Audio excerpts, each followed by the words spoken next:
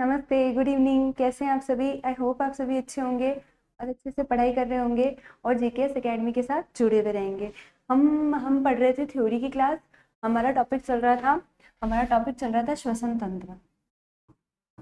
श्वसन तंत्र की एक क्लास हमने कल ले ली थी। आज हमारी इसकी दूसरी क्लास है। आज हमारा इसका क्या आएगा? पार्ट सेकंड आएगा। श्वसन तंत्र को ही हम क्या कहते हैं? Respiratory system.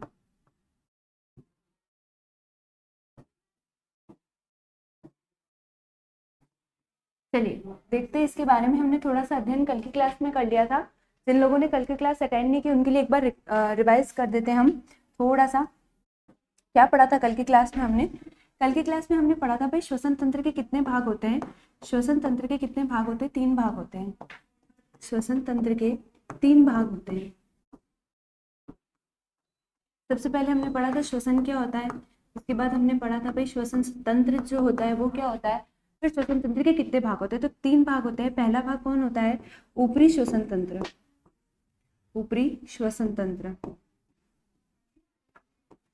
दूसरा कौन होता है? निचला श्वसन तंत्र।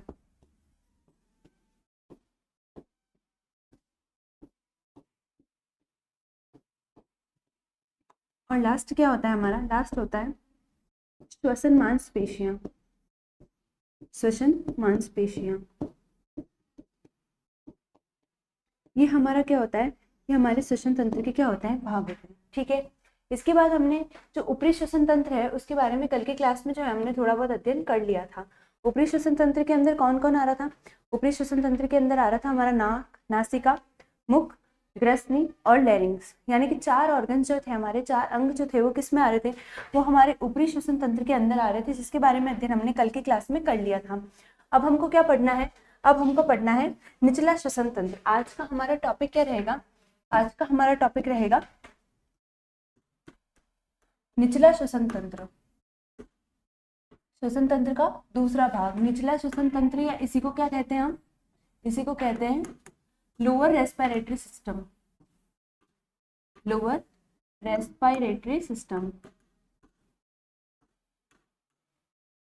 Lower respiratory system. ठीक है। इसके बारे में हमको अध्ययन करना है। निचले श्वसन तंत्र के बारे में जो है हमको अध्ययन करना है। ठीक है। इसके अंदर कौन कौन से ऑर्गन आते हैं? कल भी इसके बारे में हमने थोड़ी सी बात की थी। कल भी इसके बारे में थोड़ी बात की थी। क्या बात की थी? इसके अंदर कौन कौन से ऑर्गन आते हैं? सबसे पहले निचले श्वसन तंत्र के अंदर कौन कौन से अंग आते हैं? तो भाई पहला अंग कौन सा आ रहा था हमारा? पहला अंग आ रहा था हमारी श्वास नली। क्या आ रहा था? श्वास नली। या इसी का दूसरा नाम क्या होता है? ट्रैकिया। ट्रैकिया जो है ये किसका भाग होती है? ये निचले श्वसन तंत्र का भाग होती है। इसके बाद कौन आ रहा था? श्वसनी। श्वसनी का मतलब कौन? ब्रोंकाई। ये भी हमारे किसका भाग थी? ये भी हमारे निचले श्वसन तंत्र का भाग थी। इसके बाद कौन था? श्वसनिका। श्वसनिका का मतलब क्या? ब्रांकियोल।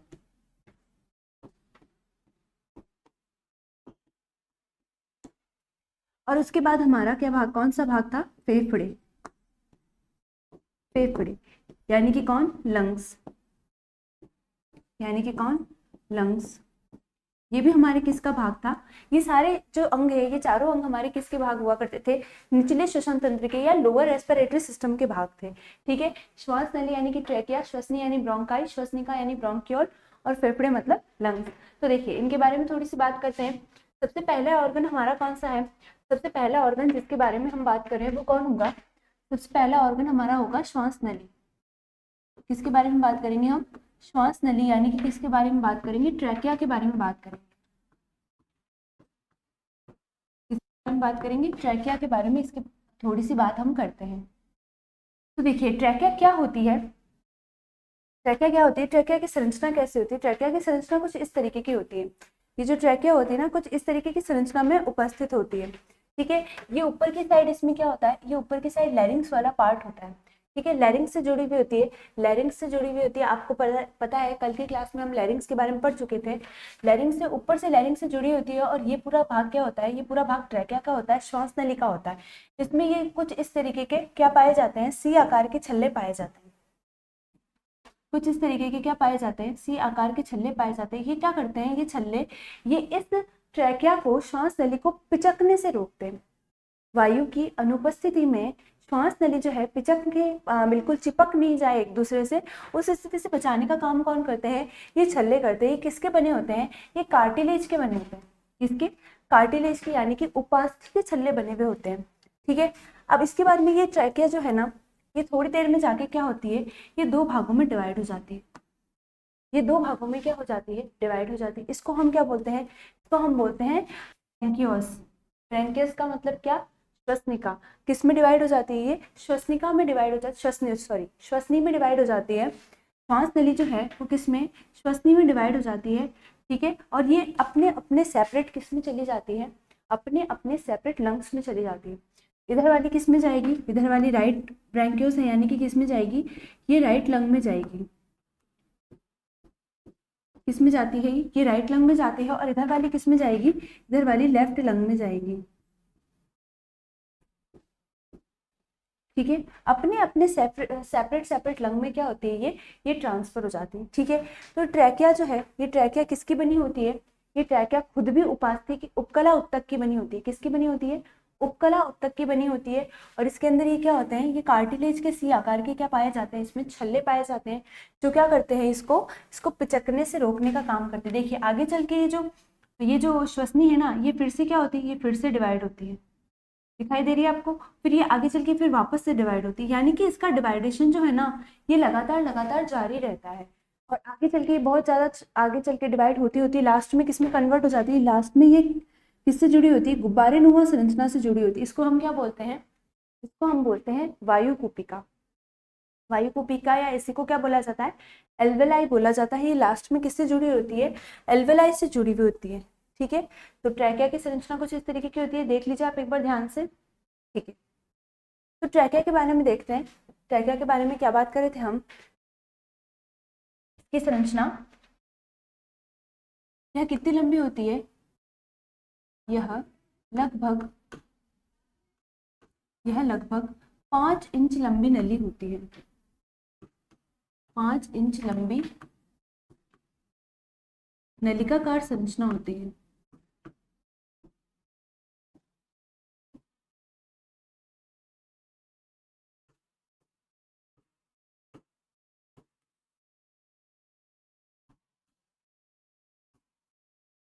पांच इंच लंबी नलिका रूपी संरचना होती है। ठीक है, इसके अंदर क्या पाई जाती है, किसकी बनी होती है, सबसे इंपॉर्टेंट चीज यही है, ये किसकी बनी होती है, ये हमारे किसकी बनी होती है, यह किसकी बनी होती है, इंपॉर्टेंट चीज है ये, ध्यान रखिएगा आप। किसकी बनी होती है, ये कूट स्तरीय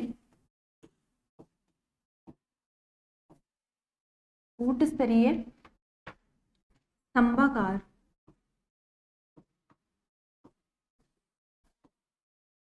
कूट स्तरीय स्तंभाकार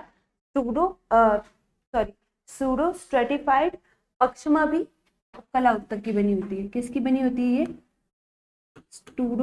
सूडो स्ट्रेटिफाइड पक्षमावी उपकला उत्तक की।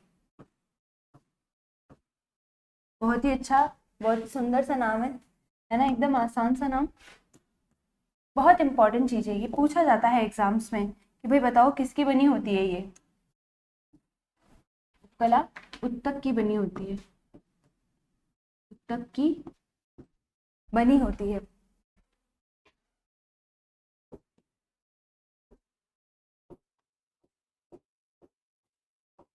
इसका इंग्लिश में ट्रांसलेट करें तो देखिए, हिंदी में तो इसका नाम काफी टफ है, इंग्लिश में थोड़ा सा ट्रांसलेट कर देती हूँ मैं आप लोगों के लिए।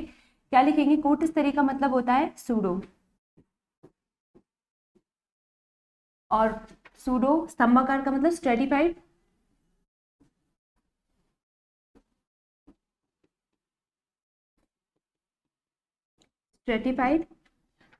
पक्षमाभी का मतलब सिलिएटेड, उपकला का मतलब इपिथीलियम।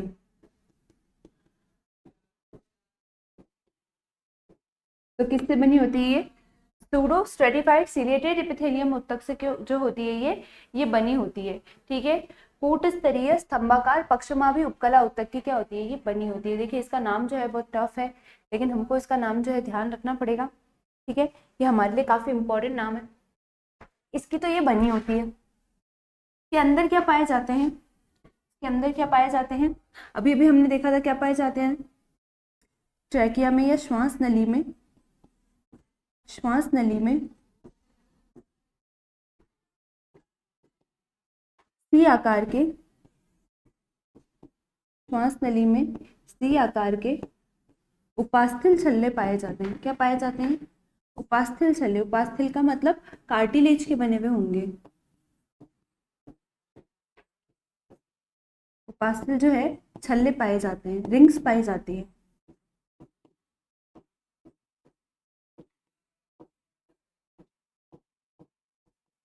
उपास्थल छल्ले पाए जाते हैं। ये उपास्थल छल्ले क्या करते हैं, ये उपास्थल छल्ले वायु की अनुपस्थिति में इसको पिचकने से रोकते हैं। ये छल्ले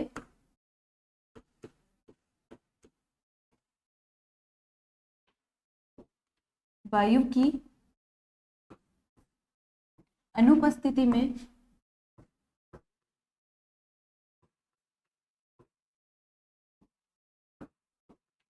श्वास नली को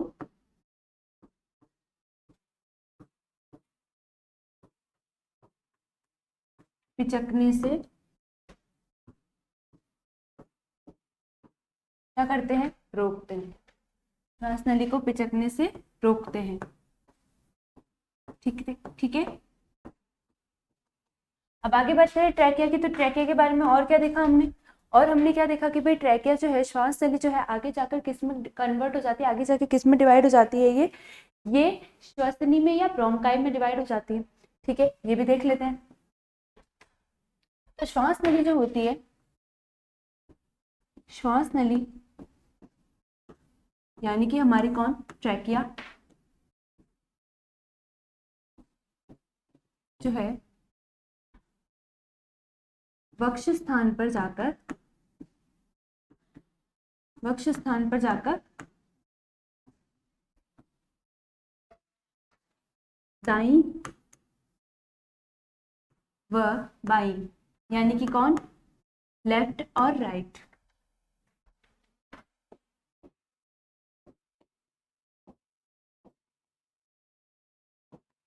जो है श्वसनी में डिवाइड हो जाती है। श्वसनी यानी कि कौन, ब्रोंकाई में विभक्त हो जाती है। ब्रोंकी में क्या हो जाती है, ये श्वसनी में विभक्त हो जाती है, ये डिवाइड हो जाती है।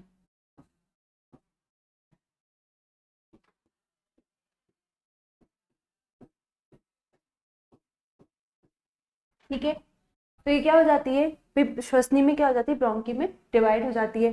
ये ब्रोंकीज आगे चल के क्या करती है, फिर ये ब्रोंकीज आगे चल के क्या करती है, फिर से क्या हो जाती है, श्वसनिका में या ब्रोंकियोल में डिवाइड हो जाती है। एक चीज और ध्यान रखने की है, क्या ध्यान रखने की है, श्वास नली में क्या पाया जाता है, श्वास नली में, श्वास नली में क्या होता है, उपकला उत्तक होता है। श्वास नली में उपकला उत्तक यानी कि कौन, एपिथेलियम पाए जाते हैं। एपिथेलियम टिश्यू पाए जाते हैं।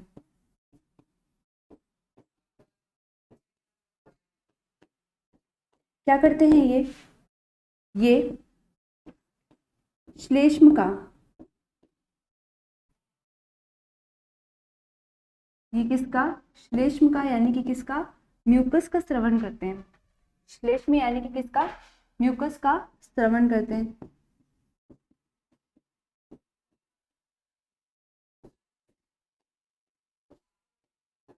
तथा श्वास नली का पथ क्या रखते हैं, शुद्ध रखते हैं।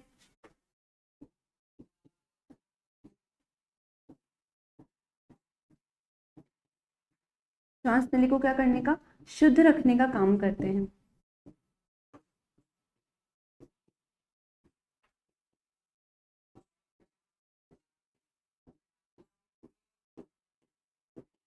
ठीक है, तो इसके अंदर क्या पाए जाते हैं, इसके अंदर एपिथेलियम या उपकला उत्तक पाए जाते हैं, जो क्या करते हैं, जो किसका स्रवण करते हैं, श्लेष्म का स्रवण करते हैं, और क्या करते हैं, ये शुद्ध रखने का, श्वास नली को शुद्ध रखने का क्या करते हैं, काम करते हैं।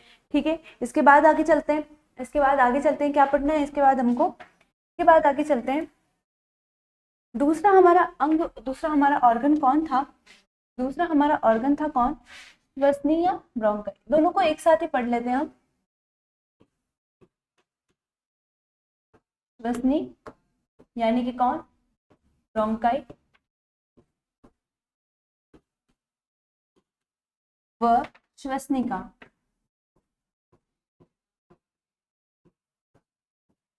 यानी कि कौन, ब्रोंकियोल।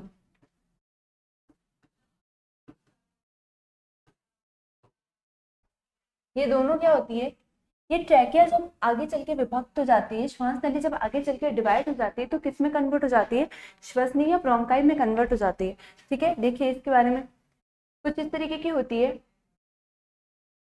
ये कुछ इस तरीके की ब्रोंकाई की संरचना होती है। फिर देखिए ये जो थी ना, ये हमारी कौन थी, ये ट्रैकिया थी, यहाँ तक ट्रैकिया थी, और आगे चल के ये किस में कन्वर्ट होगी, ये ब्रोंकाई में कन्वर्ट हो जाएगी। ठीक है, यहाँ पे ब्रोंकाई में कन्वर्ट होने के बाद ब्रोंकाई आगे चल के अगेन किस में कन्वर्ट हो जाती है, ये ब्रोंक्यूल्स में कन्वर्ट हो जाती है, छोटी छोटी शाखाओं में। ये प्राइमरी ब्रोंक्यूल्स, फिर ये प्राइमरी वापस आगे चल के डिवाइड होगी सेकेंडरी में, सेकेंडरी आगे चल के फिर से डिवाइड होगी किसमें, टर्शरी में, और आगे चल के फिर से किसमें डिवाइड होती है, छोटी छोटी बिल्कुल बारीक बारीक संरचनाओं में क्या हो जाती है डिवाइड। देखिए देखने से, डायग्राम में देखने से भी क्या हो रहा है, हमको अच्छी तरीके से पता चल रहा है ना, अच्छी तरीके से पता चल रहा है। ठीक है,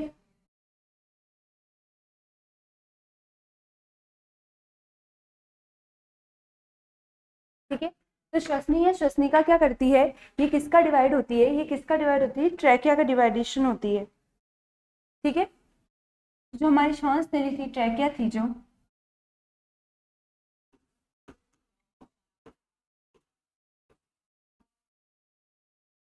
श्वास नली आगे चलकर, श्वास नली आगे चलकर किस में डिवाइड होती है, दाएं व बाएं भाग में, दाई व बाई श्वसनी में। श्वसनी का मतलब क्या, श्वसनी में मतलब क्या, श्वसनी का मतलब ब्रोंकाई, श्वसनी में क्या है, नहीं कि ब्रोंकाई में क्या हो जाती है, में विभक्त हो जाती है, ये क्या हो जाती है, ये विभक्त हो जाती है।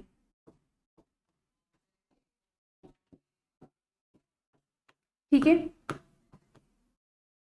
अब श्वसनी आगे चलकर, ये पर्टिकुलर दाई और जो बाई श्वसनी होती है ना, ये अपनी पर्टिकुलर फेफड़ों की होती है। ठीक है, तो श्वसनी आगे चलकर, श्वसनी का मतलब कौन, ब्रोंकाई। देखिए बार बार, क्योंकि श्वसनी और श्वसनी का नाम में क्या हो सकता है, आप लोगों को कंफ्यूजन हो सकता है, इसलिए मैं बार बार साथ साथ में इंग्लिश टर्म भी लिखती जा रही हूँ आपके लिए। श्वसनी जो होगी वो ब्रोंकाई जो होगी, ब्रोंकाई आगे चलकर, आगे चलकर मतलब कहाँ जाकर, फेफड़ों में जाकर, आगे चलकर फेफड़ों में, फेफड़ों में जाकर, फेफड़ों में पहुंचकर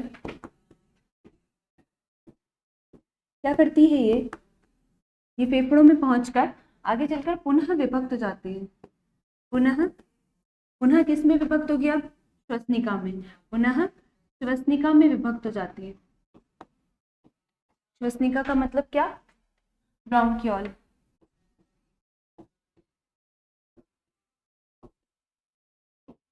श्वसनिका में विभक्त हो जाती है।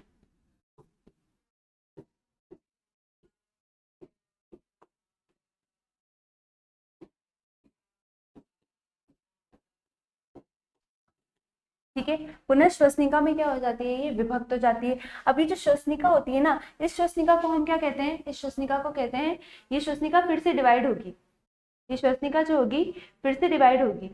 ठीक है, इसको श्वसनिका को क्या कहेंगे, या तो प्राथमिक श्वसनी कहेंगे, या कहेंगे क्या कहेंगे, श्वसनिका। ये श्वसनिका पुनः, इसे प्राथमिक श्वसनिका कहते हैं,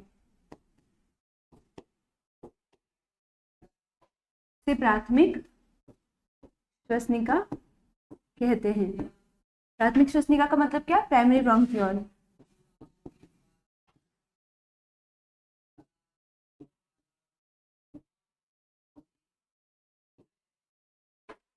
प्राइमरी ब्रोंक्यूल कहते हैं। ठीक है, इसको क्या कहते हैं? प्राइमरी ब्रोंक्यूल कहते हैं। प्राथमिक श्वसनी आगे चल के फिर से क्या होगी? देखिए हमने अभी डायग्राम में देखा था, क्या देखा था? वही प्राथमिक जो है वो किस में टूटेगी? और छोटी में। और छोटी किस में टूटेगी? अगेन और छोटी में। और लास्ट में जाके क्या करेगी? बिल्कुल छोटी महीन बारीक जो संरचना है ना उसमें टूट जाती है। यानी कि एक से आगे बढ़ते बढ़ते क्या होती है, ये छोटी छोटी संरचनाओं में क्या हो जाती है? टूटती जाती है। ठीक है, तो ये प्राथमिक श्वसनी होगी ना। प्राथमिक श्वसनी आगे चलकर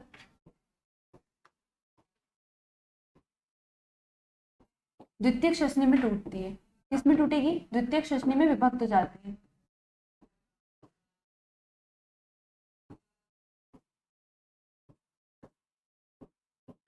द्वितीयक श्वसनी में विभक्त हो जाती है। द्वितीयक श्वसनी को क्या कहते हैं हम?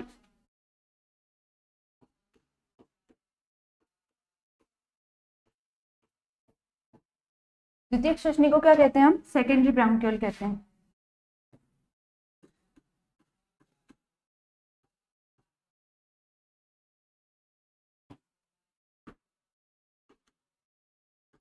क्या कहते हैं? Secondary bronchiole. तो किस में कन्वर्ट हो जाएगी? द्वितीयक श्वसनी में। द्वितीयक श्वसनी अगेन किस में कन्वर्ट होगी? तृतीयक श्वसनी में।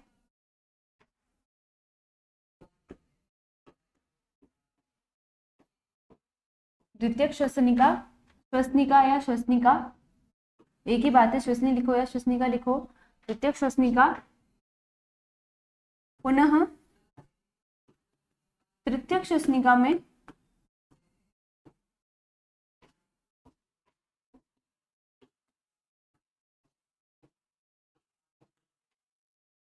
तृतीयक श्वसनिका में यानी कि किस में? टर्शरी ब्रोंक्यूल में।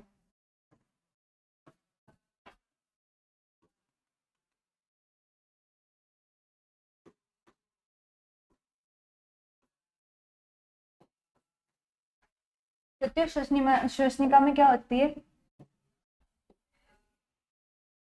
तथा तथा इसी के साथ में लिख रही हूं मैं, इसी लाइन में आगे, तथा तृतीयक श्वसनिका जो होती है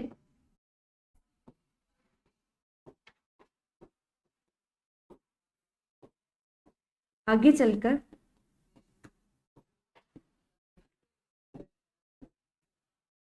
सीमांत श्वसनिका में कन्वर्ट होती है। किस में कन्वर्ट होती है? ये सीमांत श्वसनिका में कन्वर्ट हो जाती है। सीमांत श्वसनिका का मतलब क्या? अब इससे छोटी ब्रोंकाई, इससे छोटी ब्रोंक्यूल नहीं बनेगी। प्राइमरी से सबसे पहले श्वसनी, ब्रोंकाई, ब्रोंकाई से प्राइमरी ब्रोंक्यूल, प्राइमरी से सेकेंडरी ब्रोंक्यूल, सेकेंडरी से टर्शियरी ब्रोंक्यूल और टर्शियरी से फिर क्या हो जाता है? सीमांत ब्रोंक्यूल आ जाती है। यानी कि क्या हो जाती है? सबसे टर्मिनल स्टेज जो होती है ना वो आ जाती है। टर्मिनल क्या हो जाती है? ब्रोंक्यूल कन्वर्ट हो जाती है।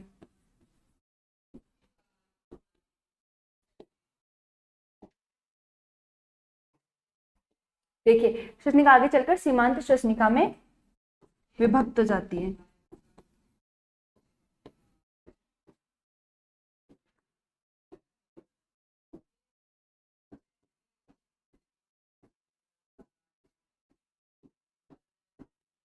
ठीक है, तो देखिए इसका अगर हम थोड़ी सा डिटेल में बात करें तो क्या हो रहा है, और ये जो सीमांत श्वसनिका होती है ना, इस सीमांत श्वसनिका क्या होती है? आगे चल के ये डिवाइड नहीं होती है।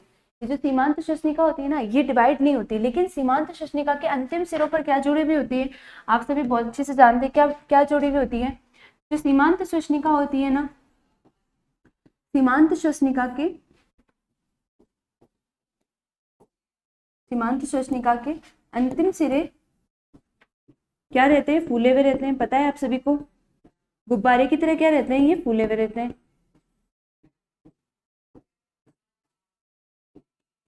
ठीक है,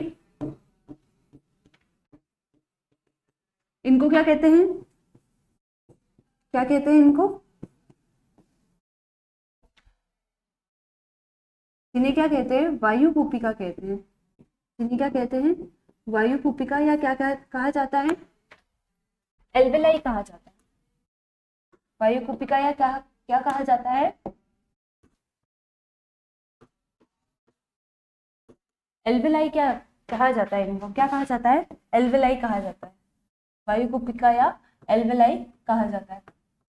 यानी कि हम इसके एक थोड़े से नॉर्मल सी चार्ट की बात करें तो आपको अगर एक फ्लो चार्ट के माध्यम से अगर मैं समझाने की कोशिश करूं तो देखिए, पहले तो आप इसका डायग्राम देख लीजिए, ज़्यादा अपने को कंफ्यूज होना नहीं है। देखो, ये ब्रोंकाई जो होती है इस तरीके की होती है, ये तो कौन होती है हमारी, ये कौन होती है हमारी? ट्रैकिया होती है, ठीक है। ये तो हमारी कौन होती है? ये हमारी ट्रैकिया होती है, ठीक है। ये किस में कन्वर्ट होती है? प्राइमरी, ये ब्रोंकी में कन्वर्ट होती है, ब्रोंकाई में, ठीक है। ये ब्रोंकाई किस में कन्वर्ट होगी? प्राइमरी ब्रोंक्यूल में, प्राइमरी ब्रोंक्यूल सेकेंडरी ब्रोंक्यूल में, सेकेंडरी ब्रोंक्यूल टर्शरी ब्रोंक्यूल्स में, और टर्शरी ब्रोंक्यूल आगे चल के किस में?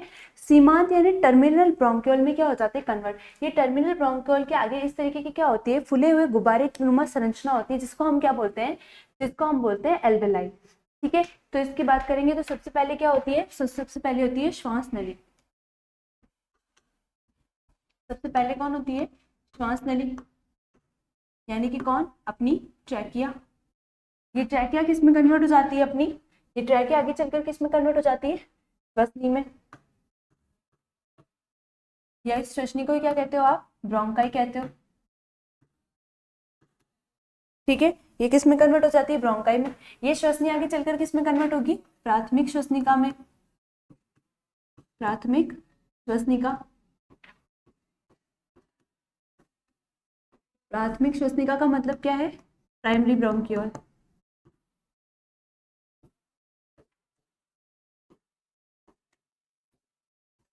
ठीक है। ये प्राथमिक श्वसनिका किस में कन्वर्ट होगी? द्वितीयक श्वसनिका में,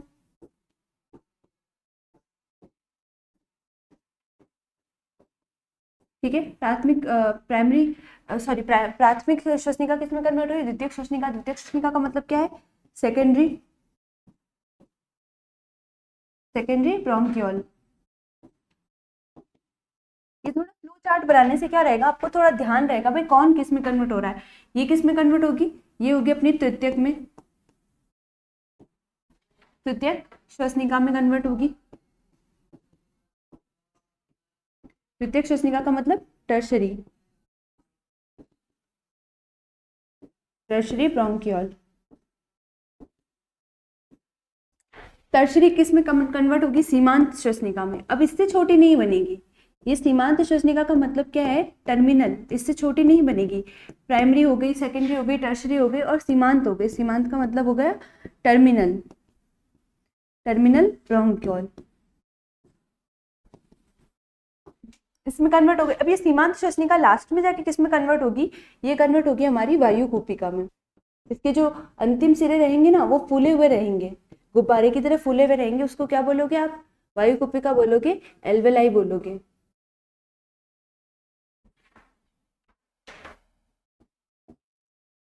तो क्या बोलेंगे हम? इसको हम बोलेंगे एल्वेलाई, ठीक है। तो श्वास नली किस में कन्वर्ट हुई? हमारी श्वसनी में, ब्रोंकाई में कन्वर्ट हुई। ब्रोंकाई किस में कन्वर्ट हुई?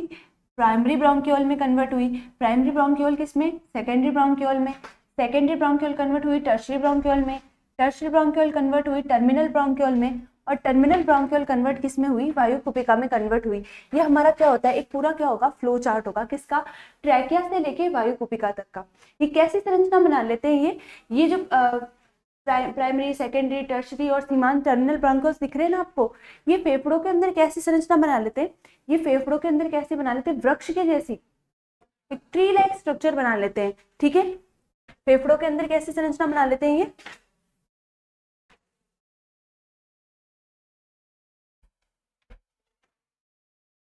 ये सभी मिलकर, ये सभी मिलकर फेफड़ों के अंदर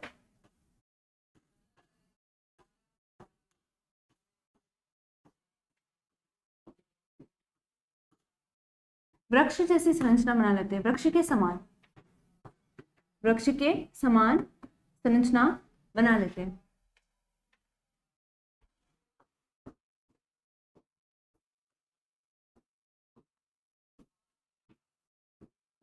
ठीक है। जो वायु होती है ना, जो वायु होती है हमारी, ये वायु कहाँ से स्टार्ट होती है? आप सभी को पता है, नासा द्वार से, ठीक है। नासा द्वार से जो होती है वायु स्टार्ट होती है और लास्ट में कहाँ पहुंचेगी, लास्ट में कहाँ पहुंचेगी हमारी, यहाँ पे पहुंचेगी कूपिका तक, वायु कूपिका तक होगी। वायु जो है, वायु नासिका से होते हुए, नासिका से प्रारंभ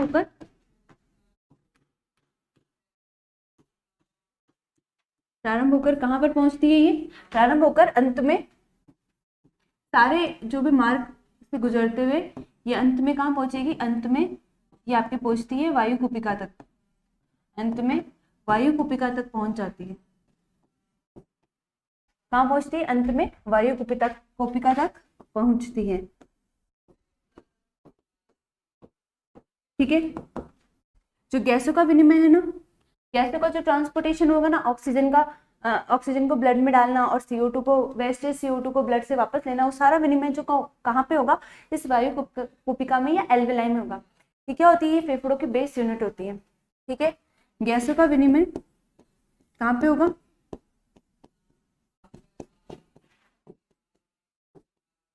गैसों का विनिमय कहाँ होता है, वायु कूपिका के अंदर होता है।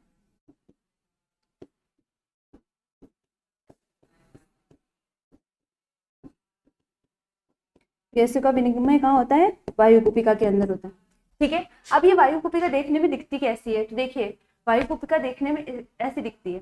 ये जो फेफड़े है ना, ये फेफड़े में ये हमारी कौन है, ये हमारी ट्रैकिया है। ठीक है, ये कौन हो गई, ये हमारी ब्रोंकाई हो गई। ठीक है, ये प्राइमरी ब्रोंक्यूल्स हो गए, ये सेकेंडरी हो गए, टर्शरी हो गए, और आगे चल के क्या हो रहा है, सीमांत यानी कि टर्मिनल ब्रोंक्यूल्स में भी ये क्या हो रहे हैं, कन्वर्ट हो रहे हैं। उसके बाद इनके जो अंतिम सिरे हैं ना, आपको अंतिम सिरे इनके क्या दिखाई दे रहे हैं, फूले फूले से दिखाई दे रहे हैं, कुछ इस तरीके के होते हैं। ये किसकी संरचना है, ये हमारी एल्वेलाई या किसकी संरचना है, ये वायु कूपिका की संरचना है। किसकी संरचना है, ये वायु कूपिका की संरचना है। ठीक है, ये वायु कूपिका के अंदर ही क्या होता है, गैसों का क्या होता है, ट्रांसपोर्टेशन होता है। ठीक है, अभी चलो वायु कूपिका की बात करेंगे, थोड़ी सी बात हम कर लेते हैं, किसकी बात कर लेते हैं, वायु कूपिका की बात कर लेते हैं।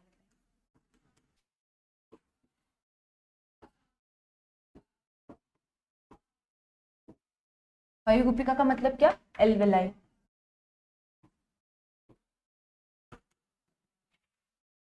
ये एल्वेलाई के अंदर क्या होता है, इस एल्वेलाई के अंदर क्या होता है, यहाँ पे ही क्या होता है, गैसों का विनिमय होने का काम होता है।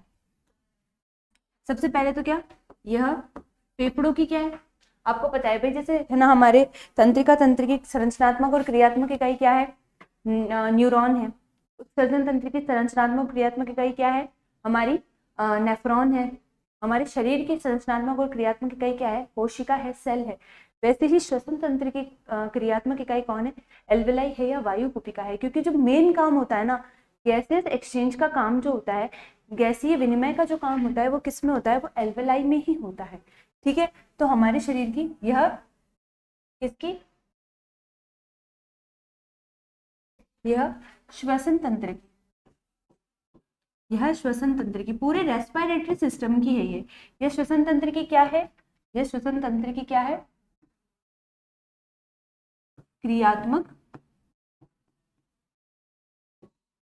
क्रियात्मक का मतलब क्या, फंक्शनल। क्रियात्मक व संरचनात्मक, संरचनात्मक का क्या मतलब, स्ट्रक्चरल। फंक्शनल और स्ट्रक्चरल यूनिट कौन है, क्रियात्मक व संरचनात्मक इकाई होती है, क्रियात्मक व संरचनात्मक इकाई होती है। किसकी होती है, ये श्वसन तंत्र की होती है। ठीक है, ये श्वसन तंत्र की क्या होती है, क्रियात्मक और संरचनात्मक इकाई होती है। ठीक है, अब इसके अंदर क्या होता है, इसके अंदर गैसियस एक्सचेंज की क्रिया जो होती है ना, गैसों के विनिमय की प्रक्रिया, गैसीय विनिमय जो होता है ना, गैसीय विनिमय यहीं पर संपन्न होता है। गैसीय विनिमय जो होता है ना, यहीं पर संपन्न होता है।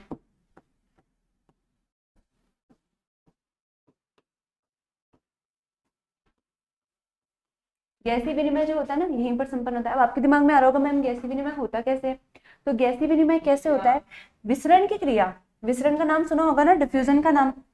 गैसीय विनिमय किससे होता है, डिफ्यूजन की क्रिया से होता है।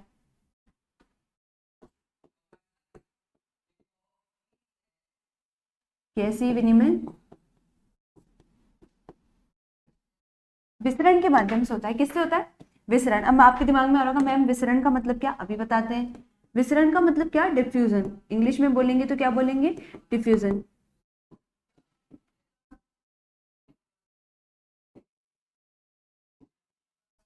डिफ्यूजन, विसरण गैसीय विनिमय किसके माध्यम से होता है? डिफ्यूजन की, विसरण की क्रिया के माध्यम से होता है।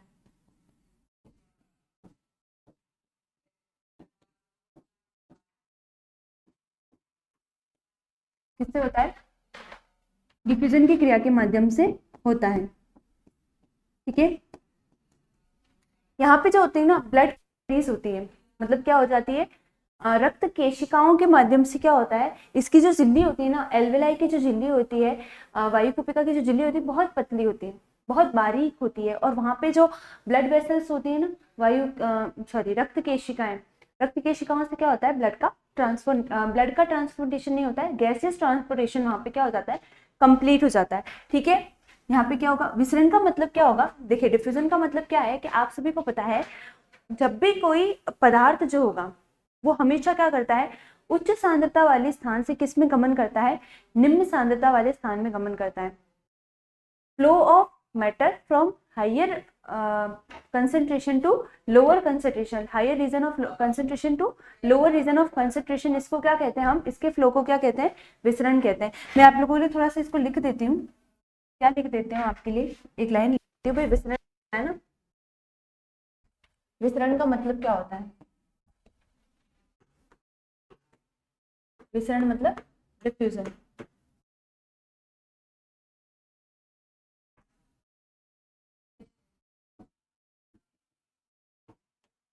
डिफ्यूजन का मतलब क्या? किसी भी पदार्थ का, वो पदार्थ कुछ भी हो सकता है, क्या हो सकता है? वो कोई भी पदार्थ हो सकता है, ठोस द्रव या गैस हो सकता है, ठोस हो सकता है, द्रव हो सकता है, या फिर क्या हो सकता है? गैस भी हो सकता है।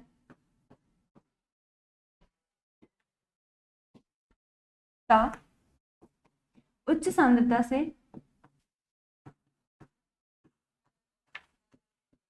कहाँ पे? निम्न सांद्रता की ओर गमन।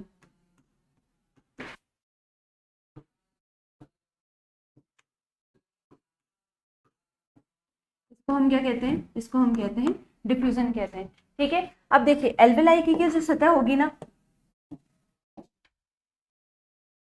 वायु कुपिका की सतह जो होती है ना, क्या होती है? बिल्कुल वायु कुपिका की जो झिल्ली होती है ना, बिल्कुल बारीक होती है,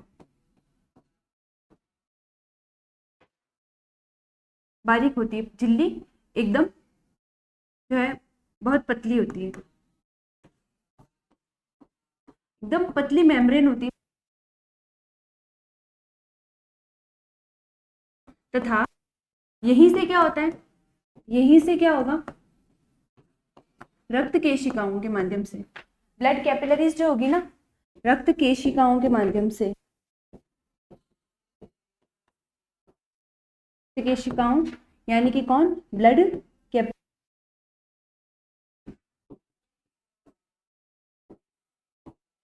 रक्त केशिकाओं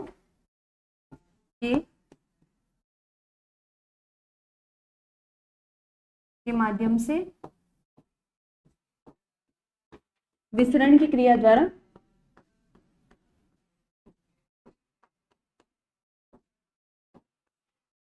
द्वारा क्या होगा? गैसीय विनिमय होता है। क्या होता है? गैसीय विनिमय होता है।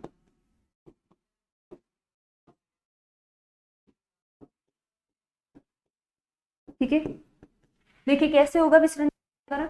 जब भी सांस लेते हो को क्या करते हैं हम? कहाँ जाएगी? फेफड़ों में, एल्वेलाई में जाएगी। एल्वेलाई की सतह पर, वायु कुपिका की सतह बहुत पतली होती है, इसकी झिल्ली बहुत पतली होती है। यहीं से क्या होता है? ये कुपिका की झिल्ली और ये ऑक्सीजन ज्यादा है, इस ब्लड में क्या है? कार्बन ज्यादा है। तो उच्च सांद्रता से कहाँ पे गमन होगा? हमेशा निम्न सांद्रता पर। यही क्या कहता है? विसरण कहता है। तो इधर कार्बन डाइऑक्साइड, शिफ्ट हो जाएगी। इस तरीके से क्या होता है, ट्रांसपोर्टेशन का, गैसेस एक्सचेंज का काम क्या हो जाता है, संपन्न हो जाता है। किसमें संपन्न होगा, वायु कुपिका में संपन्न होगा। ठीक है, तो यहाँ तक हमने किसकी बात की, यहाँ तक हमने बात की वायु कुपिका की। चलिए नेक्स्ट ऑर्गन की बात करते हैं हम। नेक्स्ट हमारा लास्ट निचले होगा, लास्ट ऑर्गन होगा हमारा फेफड़े या लंग्स। किसकी बात कर रहे हैं हम, फेफड़े या लंग्स।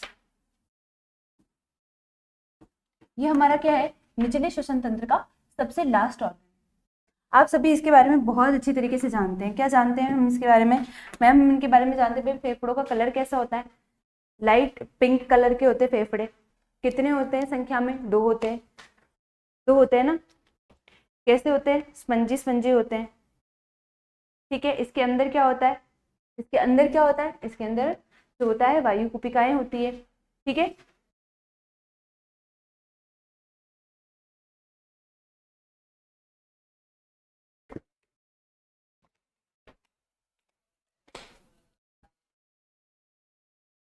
चल देखते हैं फेफड़े जो होते हैं ना,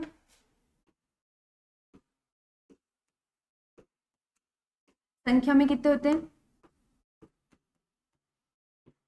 4-5 नहीं होते, 2 ही होते हैं। फेफड़े संख्या में कितने होते हैं, 2 होते हैं। कैसे होते हैं मैम, ये हल्के गुलाबी रंग के, ये कोमल होते हैं, एक तो सॉफ्ट होते हैं, बिल्कुल कोमल होते हैं, लचीले होते हैं। तो कितने होते हैं, हल्के गुलाबी रंग के होते हैं। कैसे होते हैं, हल्के गुलाबी रंग के, light pinkish colour, pinkish colour के होते हैं, हल्के गुलाबी,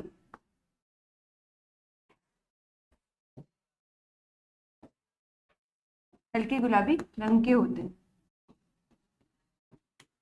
ठीक है, वजन कितना होता है फेफड़ों का, देखिए आप सभी को बहुत अच्छी तरीके से पता है वजन कितना होता है फेफड़ों का। वजन कितना होता है, लगभग 1.3 kg के समथिंग होता है। कितना होता है, 1.3 kg होता है।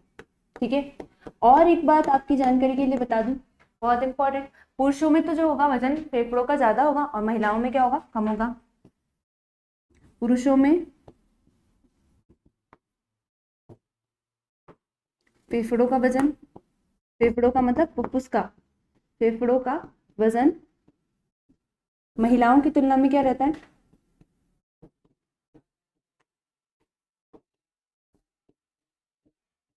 क्या रहता है, अधिक रहता है। महिलाओं की तुलना में क्या रहता है, अधिक रहता है। देखिए कुछ इस टाइप के होते हैं हमारे फेफड़े। एक तो होता है हमारा कौन, राइट लंग, और दूसरा हमारा कौन होता है, लेफ्ट लंग होता है। देखिए थोड़े से ये क्या होते हैं, आकार में थोड़े से डिफरेंट होते हैं। आकार में क्या होते हैं, थोड़े से अलग अलग होते हैं। कैसे अलग होते हैं, भाई जो ये हमारे राइट और लेफ्ट लंग होते हैं ना, इसमें लोब्स भी होते हैं। कितने लोब होते हैं, इसके बारे में हमने देखा था। भाई कितने लोब होते हैं, जो राइट लंग होता है ना, देखो देखने से पता चल रहा है ना, एक तो ये लाइन बनी हुई है यहाँ, दूसरी लाइन बनी हुई है यहाँ। तो इसके अंदर कितने लोब होंगे, इसके अंदर 3 लोब होंगे। और इसके अंदर कितने लोब होते हैं, इसके अंदर 2 लोब होते हैं। एक तो होता है राइट और एक होता है लेफ्ट। तो ठीक है, थोड़ा सा इसके बारे में देख लेते हैं।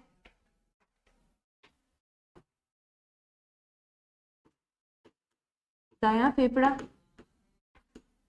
दायां फेफड़ा का मतलब कौन, नहीं फेफड़ा इसको केकड़ा मत समझ लेना, फेफड़ा है लंग। दायां फेफड़ा मतलब राइट लंग।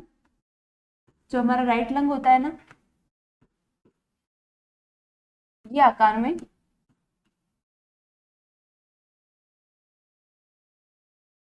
दायां फेफड़ा आकार में छोटा होता है, लंबाई में तो बड़ा होता है, पर आकार में छोटा होता है, छोटा होता है। तथा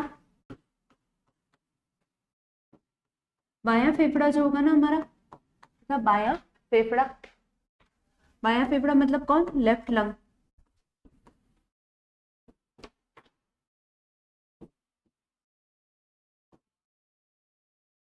लेफ्ट लंग जो होगा, ये क्या होगा, ये आकार में बड़ा होता है। क्यों होता है, थोड़ा सा आपको वो आइडिया लग रहा होगा भाई क्यों बड़ा होता है।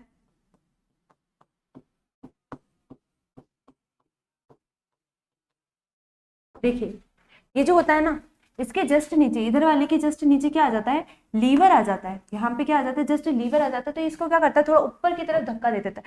तो ये क्या रहता है, थोड़ा फूला हो रहता है। ऐसे तो छोटा, लंबाई में तो छोटा होगा, लेकिन आकार में क्या रहेगा, थोड़ा सा क्या रहता है, बड़ा रहता है। अपेक्षाकृत दोनों की साइज में क्या होता है, थोड़ा सा डिफरेंस पाया जाता है। ठीक है, तो भाई ऐसा होगा। दूसरी चीज क्या, जो हमारा बायां फेफड़ा, चलो लेफ्ट से स्टार्ट कर लेते हैं। बाएं फेफड़े में, बाएं दाएं में जिसको कंफ्यूजन होता है वो लेफ्ट राइट याद रख लेना। बाएं फेफड़े में यानी कि किसमें, लेफ्ट लंग में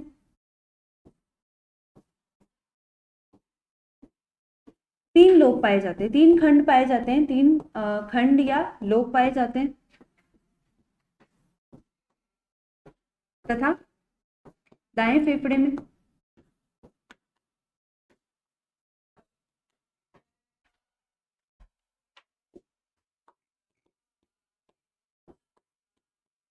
दो खंड या क्या पाए जाते हैं, 2 लोब्स पाए जाते हैं।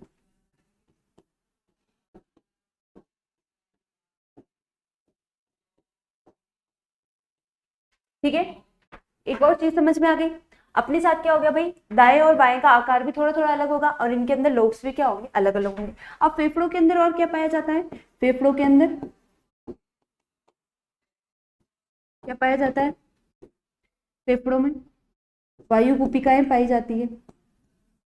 एक तो क्या पाई जाएगी, वायु कुपिका, और क्या पाई जाएगी, रक्त वाहिनियां, ब्लड वेसल्स भी पाई जाएगी। और क्या पाई जाएगी, लसिका, लिम्फ भी पाई जाएगी। और क्या पाया जाएगा भाई इसके अंदर, इसके अंदर श्लेष्म में पाया जाएगा, म्यूकस पाया जाएगा। और क्या पाया जाएगा इसके अंदर, बहुत सारी चीजें इसके अंदर क्या पाई जाएगी, के अंदर पाई जाती है। फेफड़ों में देखिए कितनी चीजें पाई जाती है, वायु कुपिका पाई जाएगी, एक तो एल्वेलाई पाई जाएगी, और कौन पाई जाएगा, रक्त वाहिनियां पाई जाएगी, लसिका वाहिनियां पाई जाएगी, और क्या पाई जाएगा, श्लेष्म में भी इसके अंदर क्या रहेगा, म्यूकस भी क्या रहेगा, थोड़ी बहुत मात्रा में क्या रहेगा, प्रेजेंट रहेगा। ठीक है,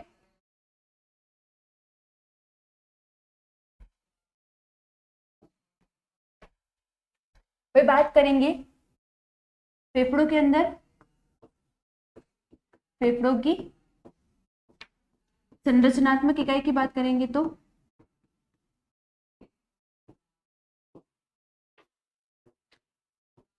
कौन होगी, कौन होगी, वायु कुपिका होगी। बहुत बढ़िया, सभी को पता है ये बात, हम अभी अभी इसके बारे में पढ़ भी चुके थे। फेफड़ों की संरचनात्मक इकाई कौन होगी, वायु कुपिका होगी। ठीक है, वायु कुपिका होगी। और कितनी वायु कुपिकाएं होगी भाई इसके अंदर, तो लगभग कितनी होगी फेफड़ों में, फेफड़ों में लगभग 30 मिलियन, 30 से 35 मिलियन क्या पाई जाती है, वायु कुपिकाएं पाई जाती है।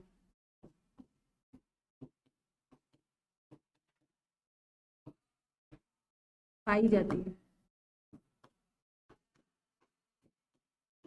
ठीक है, फेफड़ों को और क्या कहते हैं, फेफड़ों को क्या कहा जाता है, फेफड़ों को क्या कहा जाता है, दूसरी भाषा में और क्या कहा जाएगा, कहा जाएगा गैसों का बाजार। क्या कहा जाता है, गैसों का बाजार भी कहा जाता है।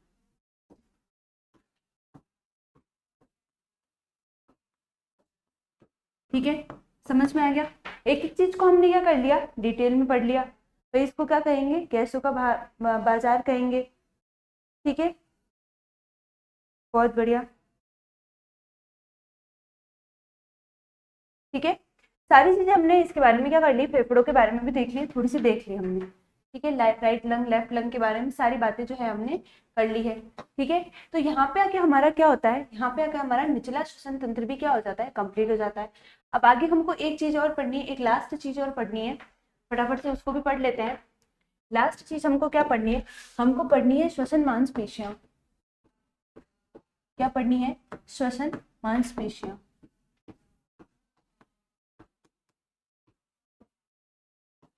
यानी कि क्या, रेस्पिरेटरी रेस्पिरेटरी मसल्स। ये रेस्पिरेटरी मसल्स कौन होती है? जाहिर सी बात है, नाम से ही पता चल रहा है कि भाई रेस्पिरेटरी मसल्स कौन होंगी? ऐसी मसल जो किसमें किसमें योगदान देती होगी, किसमें हेल्प करती होगी? रेस्पिरेशन में, यानी कि श्वसन में क्या करती होगी? हेल्प। कितने टाइप की होती है ये 2 टाइप की होती है। कौन कौन होता है मैम इसके अंदर? फर्स्ट तो हम कौन होता है हमारा? डायफ्राम होता है। फर्स्ट तो हमारा कौन होता है? डायफ्राम होता है।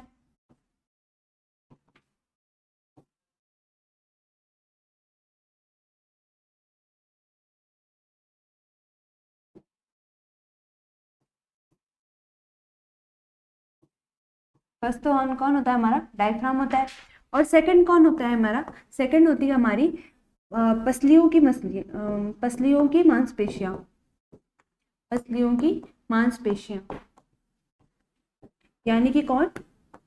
पसलियों की मांसपेशियां यानी कि रिब्स मसल्स।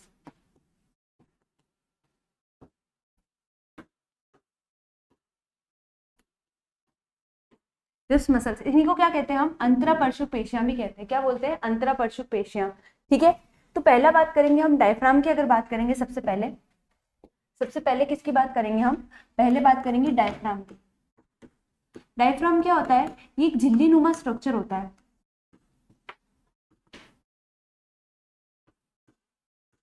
डायफ्राम क्या होता है? एक झिल्ली नुमा स्ट्रक्चर होता है। किसके नीचे होता है? ये फेफड़ों के नीचे पाया जाता है। फेफड़ों के नीचे की तरफ प्रेजेंट होता है। देखिए डायफ्राम, ये जो संरचना है ना, ये किसकी संरचना है? ये डायफ्राम की संरचना है। ये डायफ्राम होता है। ये डायफ्राम क्या करता है? ये डायफ्राम फेफड़ों के सिकुड़ने और खुलने का काम करने में क्या करता है? ये सहायता करता है। ठीक है, तो डायफ्राम क्या होती है?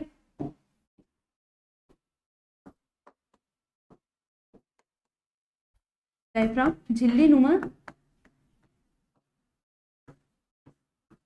संरचना होती है।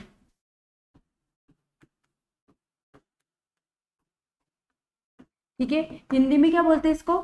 इसको क्या बोलते हैं? इसे मध्यपट बोला जाता है। हिंदी में क्या बोला जाता है? इसे मध्यपट बोला जाता है। मध्यपट कहते हैं। ठीक है, ये क्या करती है? श्वास श्वसन के समय, किसके समय? श्वसन के समय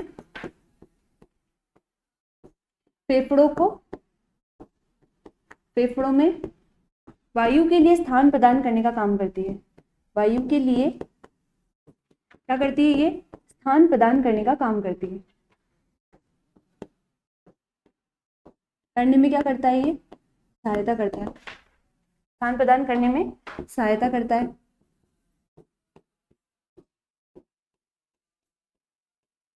ठीक है, डायफ्राम के सिकुड़ने से क्या होगा? डायफ्राम के सिकुड़ने से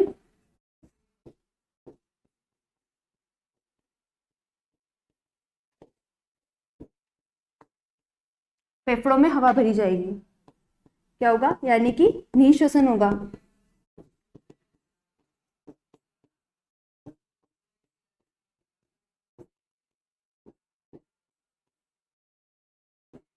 हवा भरी जाएगी।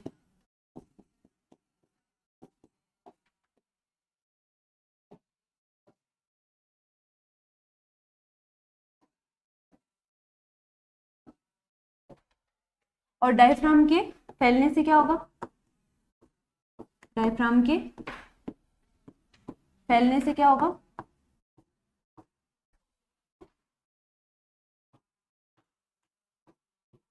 या प्रसारण से क्या होगा?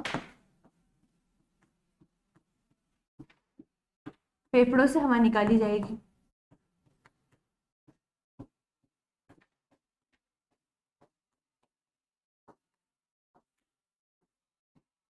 फेफड़ों से हवा क्या होगी? निकाली जाएगी। यानी कि क्या होगा? उच्च श्वसन होगा, एक्सपीरेशन होगा। ठीक है, तो ये क्या करेगा? ये बिल्कुल श्वसन में क्या करेगा? हेल्प करेगा। दूसरा ऑर्गन हमारा कौन सा है? दूसरा आपको पता है कौन है? पसलियों की मांसपेशियां। पसलियों की मांसपेशियां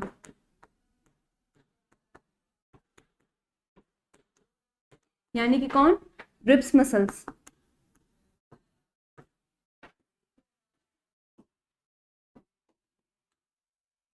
ये भी क्या करेगी? इन्हीं को क्या कहते हैं हम? इन्हीं का दूसरा नाम क्या होता है? इन्हें क्या कहते हैं हम? अंतरापरशुक पेशियां कहते हैं। क्या कहते हैं? अंतरापरशुक पेशियां। यानी कि किसमें? जो पिंजरे, भाई पसलियों का रिब्स का जो पिंजरा होता है ना, रिब्स केज जो होता है ना, उसके अंदर जो मसल्स होती है उसको क्या कहते हैं? अंतरापरशुक पेशियां कहते हैं। केजेस मसल्स अंतरापरशुक पेशियां कहा जाता है। क्या कहा जाता है? अंतरापरशुक पेशियां कहा जाता है। क्या करती है ये श्वसन में सहायता करती है। ये भी क्या करती है? श्वसन में, ये श्वसन में सहायता करती है।